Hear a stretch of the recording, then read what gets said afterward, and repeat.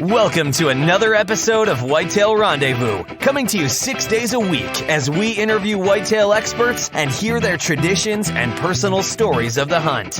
Learn more about the latest gear, discover proven tips, and the latest strategies so you can make your next hunt a success. Now here's your host, Bruce Hutchin.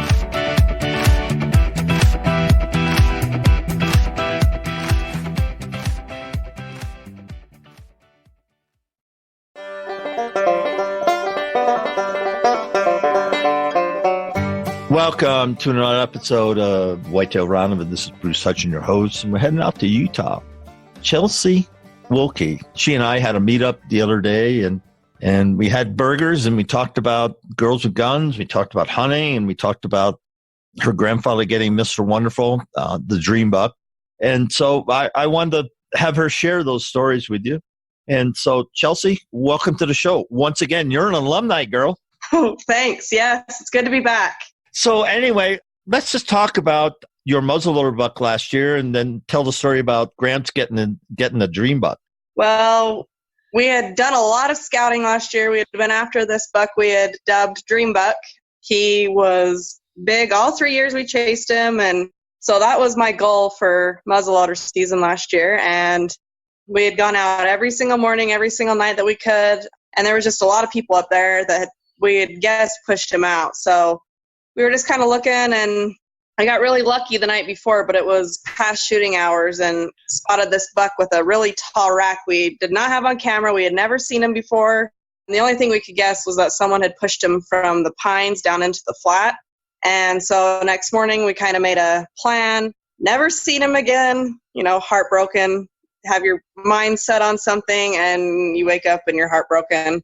We decided to go back out later that night. I had someone cover me for work and went back out, and luckily he was feeding in the same spot. No one around. It was perfect, and that's when I ended up shooting my biggest muzzleloader buck.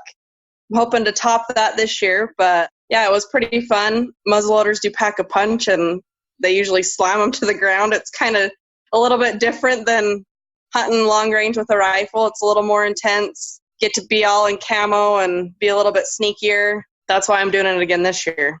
A little bit more challenging. But as for Dream Buck, obviously I didn't get him on the muzzleloader hunt, but he frequented our camera all through September. He ended up being on camera the same canyon we were hunting the next day after I harvested that tall 4-point. Kind of heartbreaking there, but I was happy with what I got. So we kept watching him, and then as soon as they started rubbing their velvet off, he disappeared again. So we took a few scouting trips, never seen him, kind of all hopes were lost, but we'll still give it our go. And we went out opening morning, and it was like a pumpkin patch. There was bright orange everywhere you looked. And so we kind of just rode around with my grandpa. He was the one that had the tag. And we were on four-wheelers, just kind of rode around, kind of getting a feel of where people were at. Didn't really see anything that opening morning. I guess we could have thrown a rock and maybe poked the eye out of a little 2-point right off the side of the road, but we were after Dream Buck. So that night we went back out again, same thing. There was a big old pumpkin patch everywhere we looked. Really didn't put much effort into looking. There was just too many people out and about. Usually that Sunday of the opening weekend kind of fizzles out.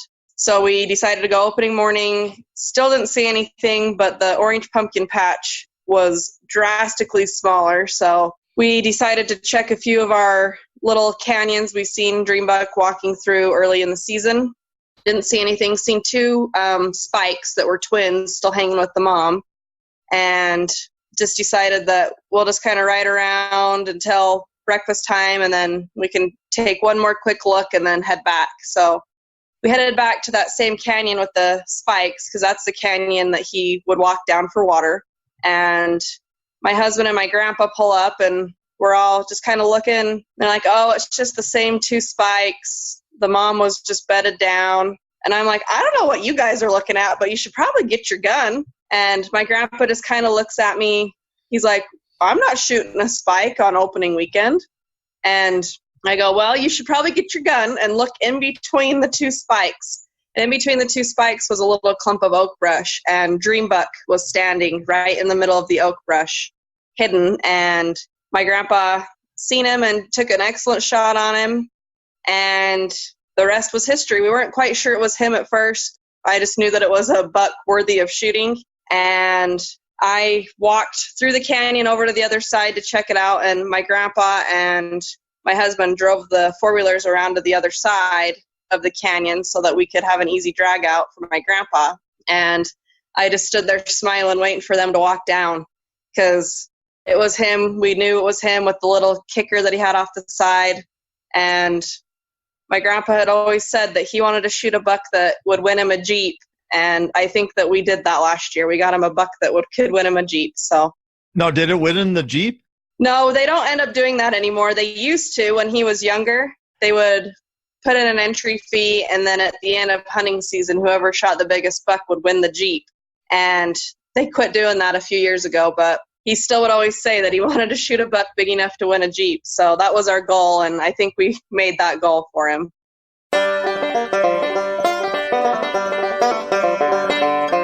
Want to become a smarter deer hunter? Know when to hunt, where to hunt, how to hunt? Well, Deer Hunting Institute Part 1 was created to do exactly that, because many people have told me they struggle with spending all days in the wood and never seeing a deer, only shooting does and young deer, leaving the woods empty-handed way too many times. Found Mr. Wonderful, but just couldn't get on him, having difficult finding a place to hunt, recognizing possible mistakes you're making every year, having tried and failed to find qualified mentors who deliver results. If you had these frustrations or struggles, go to deerhuntinginstitute.com, and there you'll find a 13-module course to help you solve these problems. Again, go to deerhuntinginstitute.com and find some answers.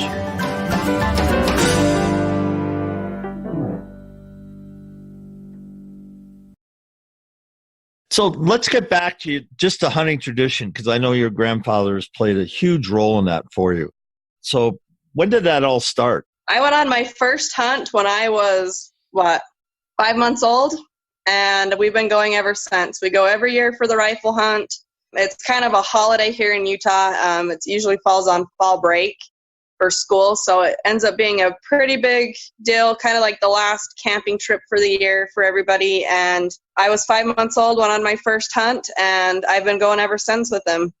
We always go. He owns property up in Holiday Oaks here, and we go camping up there, haul our trailers up the Thursday night before, and then we spend all day Friday, all day Saturday, and all day Sunday up there. Always cook us some good mountain man breakfast, always have some peach cobbler, and always have a good time with family here. How big is your family?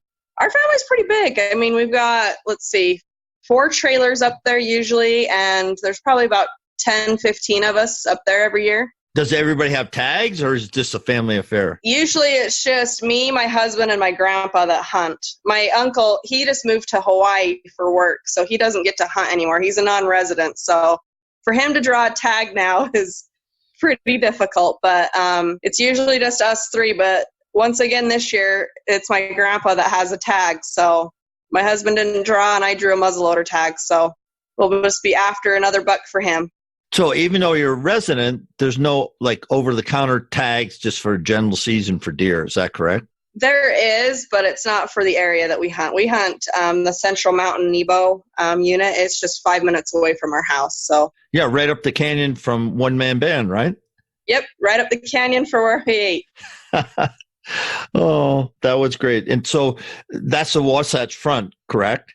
It's just south of the Wasatch Front.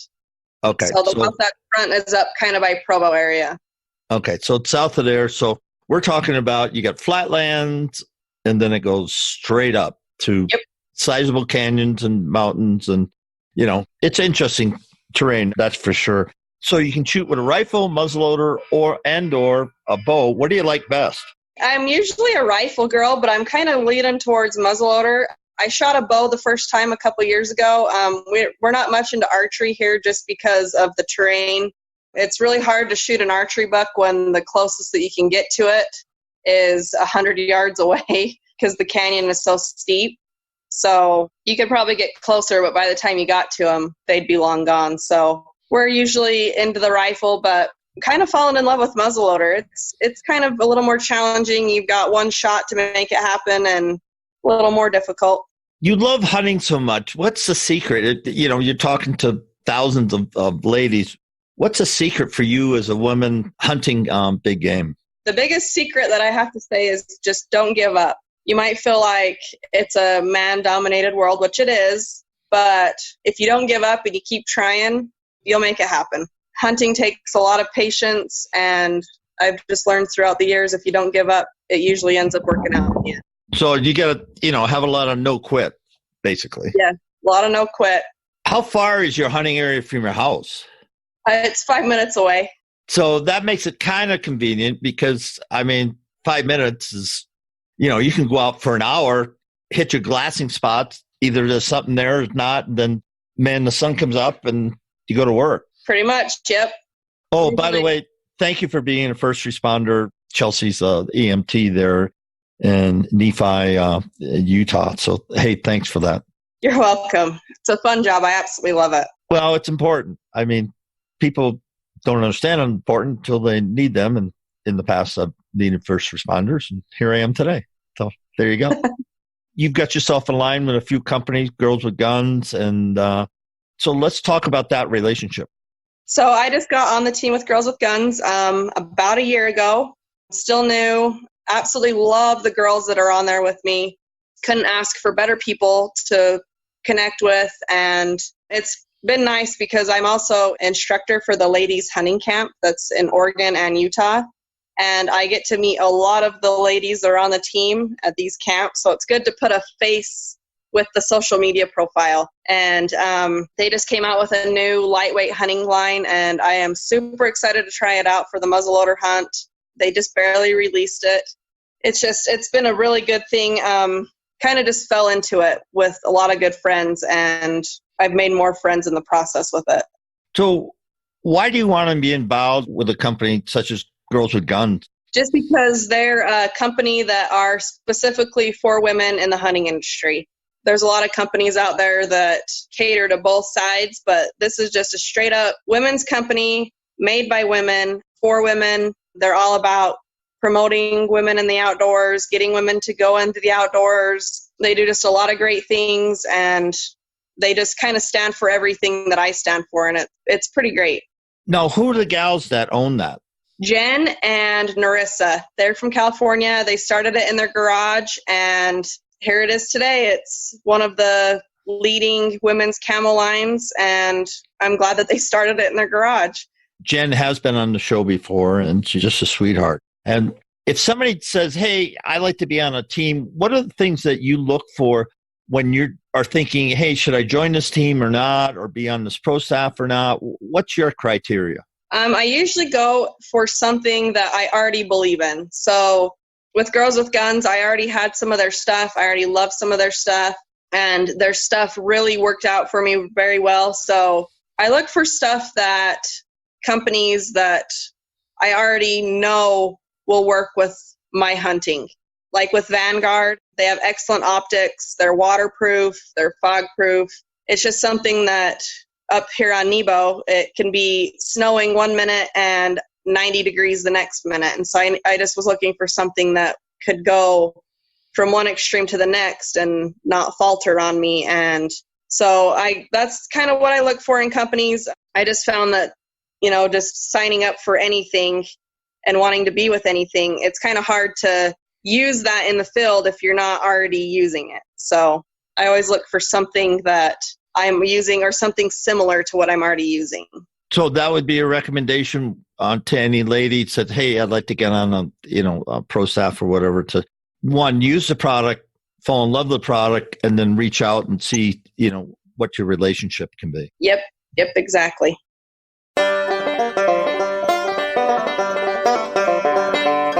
Do you want to become a smarter whitetail hunter, knowing when to hunt, where to hunt, how to hunt?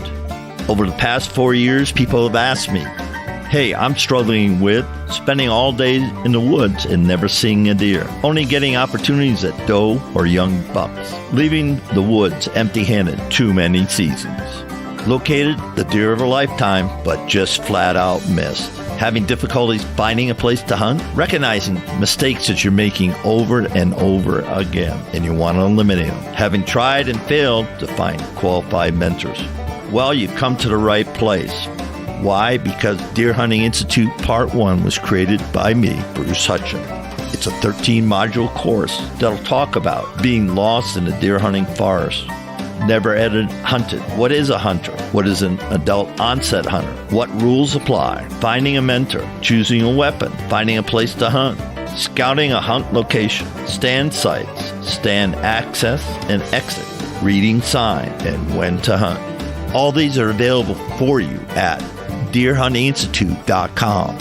Go now to deerhuntinginstitute.com and sign up for the best deer hunting course in America.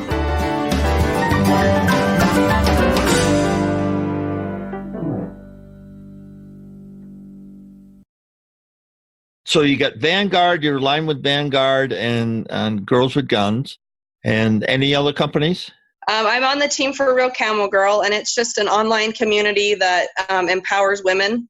We have a great page. We have what we call Brand Champions, and it's a page on Facebook.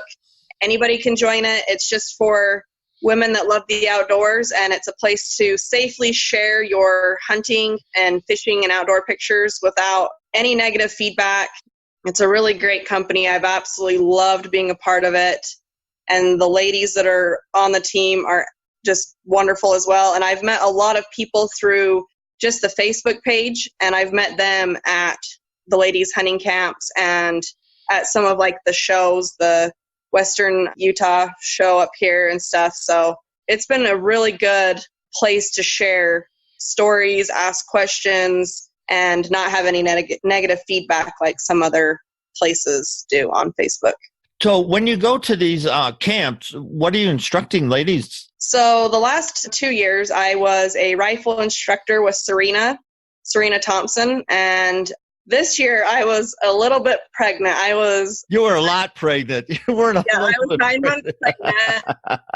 So I only went up for 1 day this year. I was very close. I ended up having her a week later. So I was very close to having a baby. So this year, I kind of did a demonstration on like wilderness first aid and how you can use stuff out in the woods to your benefit to help with first aid and whatnot. And so we did a little bit of first aid training on that. And then I ended up going home because I was so pregnant. I didn't dare stay because we were out in the middle of nowhere. We were up at the R&K hunting lodge, and it's about like an hour and a half from an actual hospital, and it's 3 hours away from home. So we went up and back that day, but I did get to see all my friends, meet a bunch of new people, and have a good time and teach a little bit of wilderness first aid.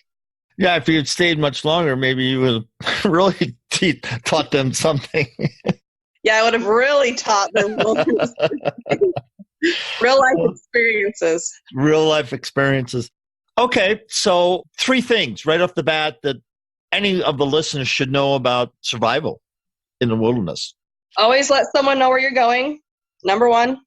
Number 2, always take an extra bottle of water. And 3, know where you're at. Know the wilderness and the area really good. I've met a lot of people up on the mountain that have gotten lost just 10 feet off the road because it gets so thick. So make sure that you know the area really well. Make sure you tell someone where you're going, and always take that extra bottle of water just in case if you do get lost.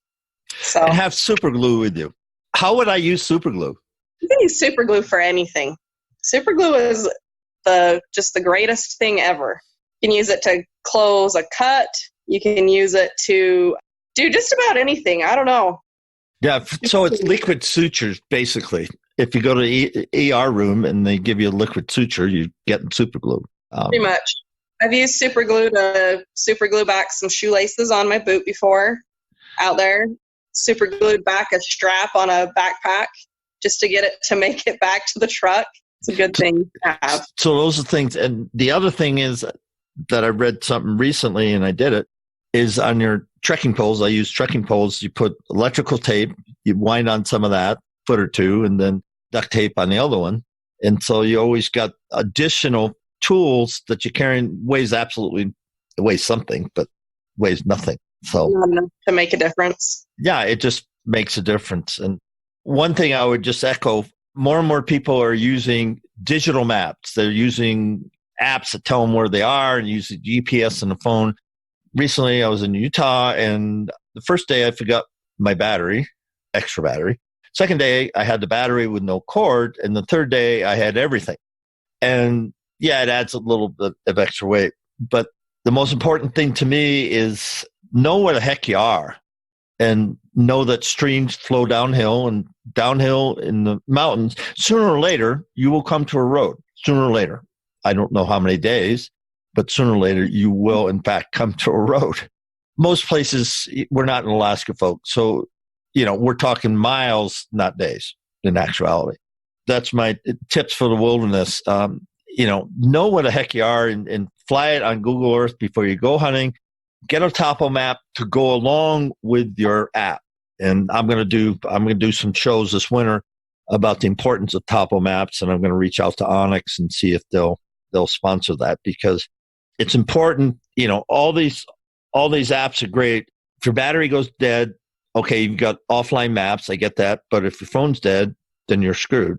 And then there's some things. I was talking to Jeanette Hall. She was hunting mountain goats. She was in the mountain, and they were set up right at tree line. She dropped below tree line to refill the water at the spring, and it was dark, and she didn't have her headlamp. Interesting. She wasn't 100 yards from her camp. It is crazy how you can get lost in the dark. And you can read Jeanette's book, Light Behind the Crosshairs. There's a plug for you, Jeanette. But anyway, and read it. But it's just, we don't think enough about that. Your thoughts on, being smart, wilderness smart, I guess that's the thing. Being wilderness smart is just that, being wilderness smart. You got to think of all aspects of the hunt. You got to be smart about hunting, but you also need to be smart about your safety.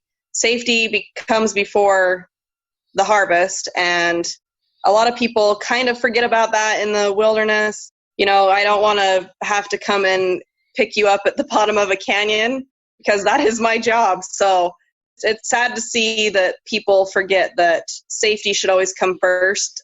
There's a lot of pictures that I've seen lately on Instagram of new shots pictures that people have been taking. And it's one of those things that if you're going to do it just for the likes, then just don't do it. You should think about your safety first and then take a picture. Been some close calls with some of my friends up on the mountains with some stuff that is just common sense. Forgetting they wore short socks with boots. That calls for some shredded ankles when you get back. Wilderness safety is just something that starts with what we call common sense in the EMS world. It's not as common as it used to be, but if you apply your common sense before you go out on a hunt, you should be okay.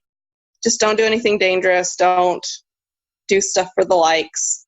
We're all out there for the same reason, and that's to harvest an animal and to have a good time. So I don't know about you, but I like to be safe so that I can harvest an animal and get home. I like my own bed.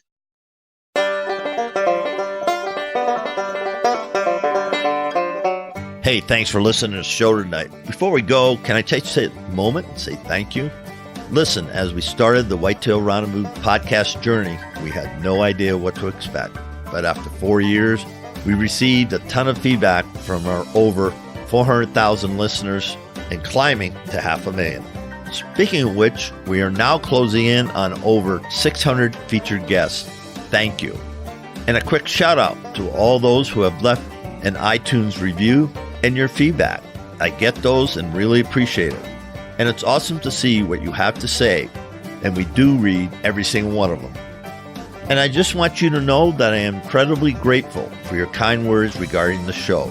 And all of the ratings and reviews help us attract more listeners. And if you're one of those new listeners, welcome. Great to have you. By the way, if you haven't taken the time to rate and review our show and like the Hunting on Private Land strategy on how to get permission to hunt a private property, go to whitetailrendezvous.com as a special gift for just rating and reviewing our show. When you get there, Look for the start button to get the details. Listen, I'll share you the top technique from some of the top hunters in the country on how do they get permission to hunt on private land. I'll share with you the exact techniques they use to get permission. As my way of saying thanks for rating and reviewing the show on iTunes. So join us next time. And remember, we're all on this journey together, learning, sharing, and becoming 365 hunters.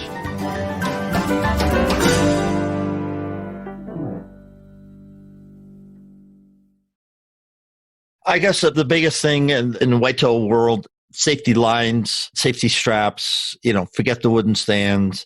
And, people are getting better and better, but still every year people fall from tree stands, slip from tree stands. They're icy tree stands. I mean, gazillion things. And there's ways to negate that, to minimize that. And I have a friend, Joseph Byler's got a great story, how his climber let go and he hung upside down almost to where he expired. And, because hanging upside down and legs are at an angle and stuff, it'll cut off circulation. And sooner or later, you're going to die. And he tells that story.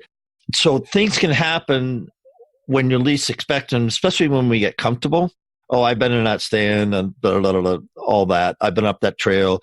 Yeah, I've gone to that point. Well, I've gone down that chute or whatever, especially when you get in downfalls. I mean, just the past, I climbed up a trail that turned into the creek and the creek was dry. So then I'm climbing up, I'm going uphill in the dry creek bed. And I go, okay, what's going to happen if I hurt my ankle, break my ankle? Okay, worst case scenario, break my ankle. Okay, I can get back out to the main trail and then somebody at some time, a mountain biker or somebody will run over me at some time. Right? Yeah.